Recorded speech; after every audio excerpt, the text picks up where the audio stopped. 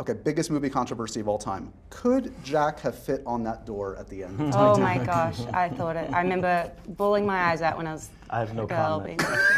That's telling, I think. That is the biggest controversy, I think. Ever. In modern cinema Ever. history. Could you squeeze her? He could have. Yeah. No comment. Did you mention it at the time? Were you like, should we make the door smaller? So Like I said, I have no comment. It's Movie magic, too my friend. controversial. Movie magic.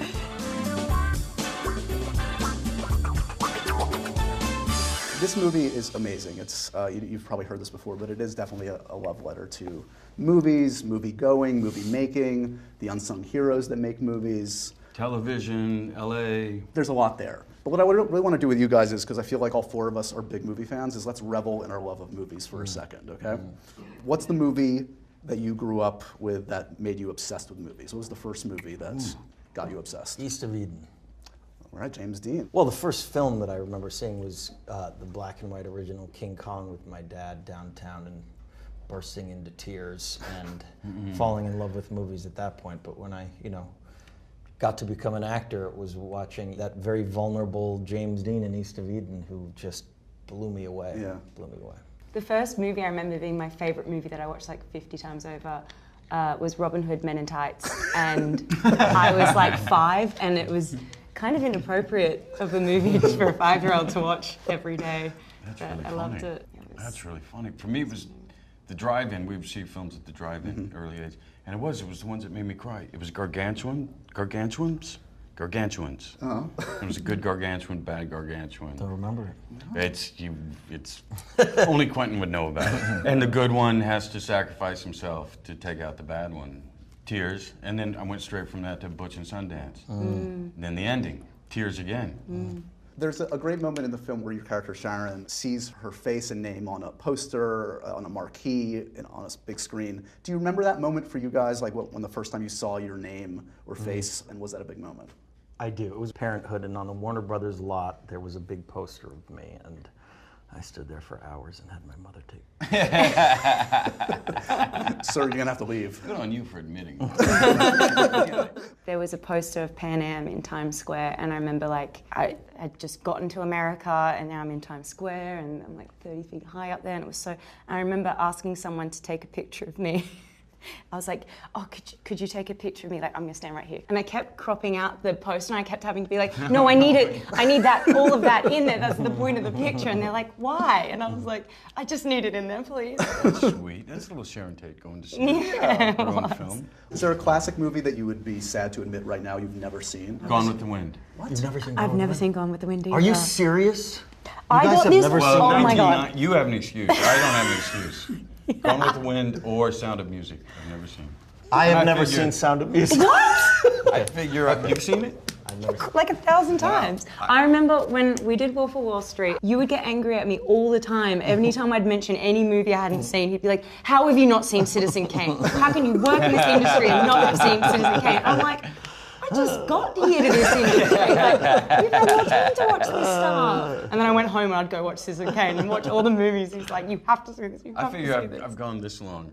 Now I you start now. I'm Do you going know- all the way. I've never seen any I Star refuse to Wars, see it now. and I kind of don't watch it now just because it infuriates people so much. Like, how have you never watched any Star Wars? And I just kind of want to see how long I can make it now. Let's go deep. Some big movie-going, existential or profound controversies over the years. And one that struck me watching the movie. Sharon puts her bare feet up on a seat in a movie theater. And they're dirty. I don't even care if they're dirty, man. I mean, Dirty feet. Dirty. Quentin likes how it dare you, dirty feet? But is that ever appropriate in a movie theater for someo's bare feet to be put on a In the seat? 60s, it sure was, right? I mean, I wouldn't It's a know. good question. I did think about it. I was like, I don't want to convey that she's rude or impolite because she's neither of those things. If you had the space, if you don't have neighbors close by, No one's sitting in front. I'm going to say it's okay. Okay. Maybe I'm not gonna say it's shoes all right. anyway. It's not shoes, Right. just your feet. Right. Larry David may have a Yeah, problem with but that. they were still. dirty. They were dirty feet. A couple other important movie discussions, perennial movie arguments. True or false? Floyd from True Romance, the greatest stoner character of all time. Absolutely true. Really? Thank you. Absolutely Thank true. you. That's very 1,000%. Get cleaning Because there's been products. some good ones. Condescend Don't me, condescend motherfucker. me. No, thank you. Condescend me, motherfucker. Godfather 1. Written by Quentin Tarantino. Of course. My favorite movie of all time. True Romance. The great Tony Scott. Really? I Amazing. walked down the aisle right? to the True Romance music. Come on. What? Oh, that's good. Yeah. Comic book movies. I was saying to Margot earlier, there is a connection in that Margot's next film, or upcoming film, was Birds of Prey, which was shot under the title, correct me if I'm wrong, Fox Force 5. You guys know what Fox Force 5 is? Do you remember? No. Fox Force 5, you tell, Margot. Guys, in Pulp Fiction, when Uma and John Travolta are having their $5 milkshake, she's explaining the pilot that which I think in real life Uma had done. I think that dialogue was based off the fact that That she had done a pilot she had like done that. a pilot like that, and then he turned it into dialogue, and then she talks about Fox Force 5, and it's like a whole scene. But in our movie, there's 5 prominent women, and like everything, we always throw reference to like, oh, Tarantino moments that we pray to like inject into the film. So it felt fitting. And then also I asked Quentin, I was like, would you mind if we used the working title Fox Force 5? And he was like, he thought it was really funny. Does it have a little bit of that anarchic, subversive Tarantino spirit? Birds I of Prey? mean, yes, the spirit's definitely there, yeah. Leo on this group is the only one that's alluded to comic book movies. You've done your time as Vanisher. Congratulations. Thank Your role you. was amazing in Deadpool Thank 2. you. Thank you. Oh yeah, I was like, what are you talking about? That's right. That was really funny, actually. Is that it for you? Have you capped out? Is that topped out? I on think yours? I've taken it as far as I can take it. It's kind of mic drop. That was a good scene. Ryan Reynolds came up with a part that I could fill. It's very funny I'm watching completely lost in everything that's being talked about. it. You're so Rick Dalton right now. Oblivious Rick Dalton, huh?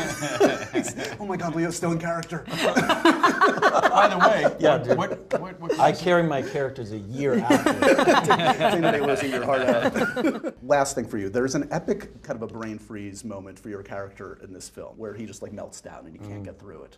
Did that remind you of any particular moments in your careers where like you just could not get through a scene for whatever reason? Yeah. a few of them come to mind. Definitely, so many. I think we've all had those experiences, and they're the worst. They're the nightmare of going to school in your underwear, but Yeah. the real live version of it. And you just can't get out of your own You head. got You're 100 just- people on set, Yes. and everyone wants to move on to the next or go home. You have a co-star who's already done theirs and done it well, and they're waiting on you. I once had to do a scene where I had to be speaking Lingala, and there was also like stunt stuff happening at the same time, so it was really crucial, and I just couldn't speak.